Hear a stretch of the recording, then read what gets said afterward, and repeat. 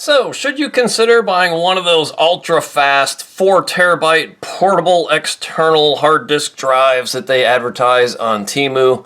Well, stick around and find out. So I purchased one not expecting much. I paid a little bit more than $20 for this, and you'll have to excuse the beat up nature of this box because I already opened this thing up and I know what's inside, and I'm exposing the secret to save you some money. So it's advertised as a 4 terabyte drive.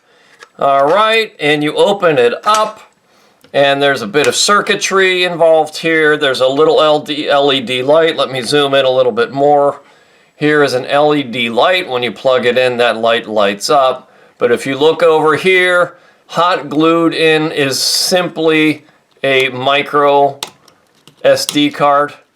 And I put this in my computer, and it is only 50 gigabytes. That is 50. So you could go out and buy about 6 or 7 64 gigabyte micro SD cards for the cost of this fake external hard drive. So yeah, if you're thinking about buying one of these on Temu, buyer beware. Most of them are fake and fraudulent. So my suggestion is, just don't do it. If it sounds too good to be true, it probably is.